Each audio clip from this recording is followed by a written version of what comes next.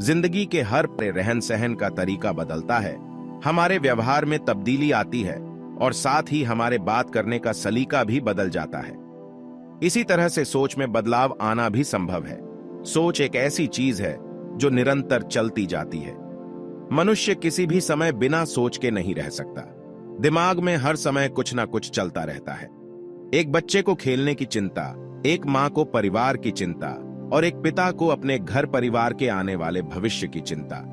चिंता हमारी सोच का एक हिस्सा है, लेकिन कई बार हमारे दिमाग में ऐसी चीजें भी चलती हैं जिसे हम स्वयं सोचना नहीं चाहते, परंतु वह खुद ब खुद अपनी जगह बना लेती है। कुछ ऐसी ही सोच जुड़ी है संभोग की प्रक्रिया से। अक्सर लोग यह शिकायत करते हैं कि जब उनका आकर्षण यदि सेक्स जैसी बातों की ओर बढ़ता है तो दिन प्रतिदिन यह बढ़ता ही जाता है। वे कहीं भी बैठे हैं, कुछ भी कर रहे हैं, तो अचानक उनके मन एवं दिमाग को संभोग संबंधित बातें, जिन्हें साधारण भाषा में अश्लील विचार भी कहा जा सकता है, ऐसी बातें उन्हें आमंत्रित करती हैं। वे चाहकर भी इस सोच से दूर जाने में असमर्थ हो जाते हैं। यह परेशानी करोड़ों की आबादी में कुछ 100 या 200 लोगों की नहीं है, बल्कि हर दूसरा इंसान, फिर चाहे वो पुरुष हो या स्त्री, जो भी सेक्स जैसे विषय से संबंध रखता है, वह इस फैंटेसी से जुड़ा है। यह कल्पना व्यक्ति के कार्य में बाधा बनती है और उसे अपनी ओर आकर्षित करती है, जिसका नतीजा है लोग अपना कार्य छोड़ा इस अंतर्मन की कल्पना को शांत करने में लग जाते हैं। इसके फलस्वरूप कार्य में रुकावट तो आती ही है, साथ ही एक अजीब भावना भी मन को तिरड़ित पाती है। लेकिन कुछ तो उपाय होगा इस परेशानी से बाहर आने का। वह क्या जरिया है जो व्यक्ति के मन को शांत कर सेक्स फैंटेसी से बचाता है? लेकिन उससे पहले यह जानना भी जरूरी है कि आखिरकार यह भावना है क्या और क्यों उत्पन्न होती है। तमाम अध्ययन के बाद यह माना गया है कि दिमाग में आने वाले अश्लील विचार स्वाभाविक हैं। अक्सर इंसान निरंतर आने वाले इन ख्यालों से बेहद परेशान हो जाता है और उसे लगता है कि इसमें उसी की कोई भूल है जो वह इस प्रकार के विचारों से अपना पिंड नहीं छुड़ा पा रहा है। दूसरी ओर जब यह ख्याल व्यक्ति के काम में भी दखल देते हैं, तब वह खुद को इन्हें रोकने से असमर्थ होने की अवस्था में खुद को ही कोसता है। परंतु इसमें व्यक्ति को स्वयं को ही दोषी मानना ठीक नहीं है। वैज्ञानिक एवं सामाजिक दोनों पहलू से अश्लील विचार आना महज एक प्रकार के स्वभाव का हिस्सा है। विशेषज्ञों के अनुसार जब कभी बार बार आने वाले ऐसे विचार व्यक्ति को उत्तेजित करते हैं, तो कई बार वह अंदर से क्रोधित महसूस करता है। उसे लगता है कि शायद उसमें ही कोई कमी है जो वह ऐसे अश्लील विचारों से खुद को बाहर नहीं निकाल पा रहा है। वह बार बार कोशिश कार्य में खुद को व्यस्त करके इन बातों को भुला सके, लेकिन अंत में उसकी हार होती है। इसी हार के कारण वह सारा क्रोध खुद पर निकालता है, स्वयं को ही दोषी मानता है, जो कि उसके स्वास्थ्य के लिए हानिकारक है। स्त्री हो या पुरुष, उन्हें यह समझना होगा कि अश्लील विचार आने से उन्हें किसी प्रकार का शारीरिक नुकसान नहीं होता है। ये महज कुछ काल्पनिक बातें हैं जिन्हें अपने दिमाग से बाहर कर पाना असंभव नहीं है। व्यक्ति चाहे तो कुछ ही पलों में इस सोच से बाहर आ सकता है। इसमें आध्यात्मिक एवं धार्मिक रूप से उसे मदद मिल सकती है। इसके अलावा वैज्ञानिक दृष्टि से भी व्यक्ति को इन अश्लील बातों से उबर पाने की सहायता मिल सकती है।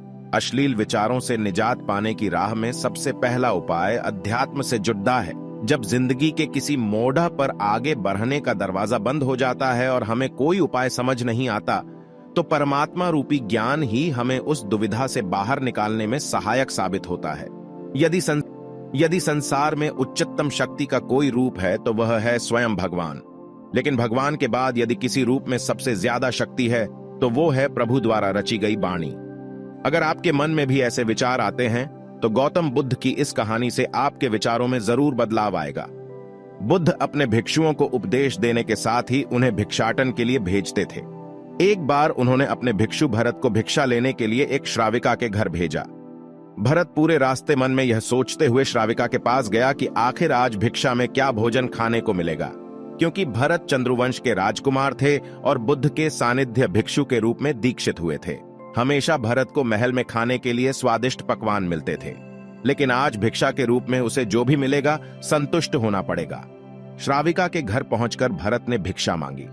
श्राविका ने भरत को बैठने के लिए कहा और भोजन लाने के लिए घर के भीतर चली गई। इधर भरत फिर से अपने प्रिय भोजन के बारे में सोचने लगे और जैसे ही श्राविका भोजन लेकर आई तो भरत अचंभित रह गए। भरत ने देखा कि श्राविका ने उनके लिए उनके पसंदीदा पकवान परोसे हैं और अपने प्रिय भोजन को देखकर वह खुश हो गए। भोजन ग्रहण करते हुए भी भरत सोच रहे थे कि महल में तो उन्हें भोजन के बाद विश्राम करने की आदत है, लेकिन आज उन्हें भोजन के बाद वापस तेज धूप में चलकर आश्रम जाना होगा। लेकिन भोजन के बाद श्राविका ने भरत को कुछ समय के लिए विश्राम करने का आग्रह किया। भरत फिर से खुश हुए कि आखिर आज उनके मन की सारी इच्छाएं कैसी पूरी हो रही हैं। इसके बाद भरत कुछ देर विश्राम करने लगे, लेकिन विश्राम करते वह सोचने लगे कि आज तो मुझे भोजन के बाद विश्राम करने को मिल गया, लेकिन ऐसा रोज रोज नहीं होगा। जब भरत विश्राम के बाद उठे तो श्राविका ने कहा कि आप जब तक चाहे यहां ठहर सकते हैं। भरत अब समझ गए कि यह कोई संयोग नहीं हो सकता। उन्होंने श्राविका से कहा कि मुझे क्षमा कीजिए, क्या आप मेरा मन पढ़ सकती हैं? श्राविका ने हां में उत्तर दिया और कहा कि हां, मैं मन पढ़ सकती हूं। शुरू में यह कठिन था, लेकिन फिर मैंने स्वयं के मन विचारों को देखना शुरू किया। पहले मेरे विचारों की संख्या अनगिनत हुआ करती थी। इसके बाद मैंने विचारों पर ध्यान केंद्रित किया बिना पक्ष विपक्ष के अपने विचारों को देखने लगी। इस तरह से धीरे धीरे मेरे मन में विचारों की संख्या कम होती गई और सारे व्यर्थ विचार दूर हो गए। इसके बाद से ही मैं दूसरों के मन में चल रहे विचार को PRH लेती हूं। हालांकि श्राविका की बात सुनकर भरत घबरा गए। इसके बाद भरत ने श्राविका से आज्ञा ली और आश्रम के लिए निकल पड़ी ढीढ़े। रास्ते में भी भरत फिर से मन में आए विचारों का स्मरण करने लगे कि श्राविका के बारे में उसके मन में अश्लील विचार भी आए थे। श्राविका ने उसे भी जान लिया होगा, वह मेरे बारे में क्या सोचती होगी। भरत खुद को लज्जित महसूस कर रहे थे। भरत ने आश्रम पहुंचकर गौतम बुद्ध से कहा कि अब मैं कभी भिक्षाटन के लिए नहीं जाऊंगा। बुद्ध ने भरत को पास बुलाया और कहा कि क्या हुआ है, तुम मुझे सारी व्यथा बताओ। भरत ने सारी बातें बुद्ध को बताई। इसके बाद बुद्ध ने कहा कि अगले 1 हफ्ते तक तुम भिक्षाटन के लिए उसी श्राविका के घर पर जाओगे, लेकिन तुम्हें इस बात का ध्यान रखना होगा कि कल भिक्षाटन के लिए जाते हुए तुम अपने चित्त को पूरे होश में रखना। तुम्हारे भीतर क्या विचार उठे उन पर ध्यान केंद्रित करना, और यह भी ध्यान रखना कि तुम्हारे मन में कौन सी वासना उठ रही है। तुम कल इन सभी चीजों को ध्यान में रखकर जाना और इसके बाद मुझे वापस आकर बताना। अगले दिन भरत भिक्षाटन के लिए गए। बुद्ध के बताए अनुसार वह पूरे रास्ते अपने होश को जागृत रखते हुए चल रहे थे। जब श्राविका का घर आया तो भरत ने भिक्षा मांगी। उसके भीतर कोई वासना नहीं थी और ना ही कोई विचार उत्पन्न हो रहे थे, क्योंकि उसने अपने मन को पूरी तरह जागृत रखा था।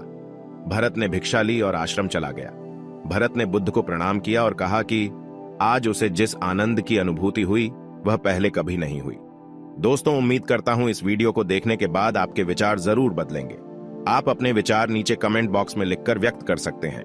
अगर वीडियो पसंद आई हो तो लाइक करें और जाने से पहले चैनल को सब्सक्राइब कर लें। चलिए फिर मिलेंगे ऐसी ही एक और वीडियो के साथ। तब तक खुश रहिए और दूसरों को भी खुश रखिए।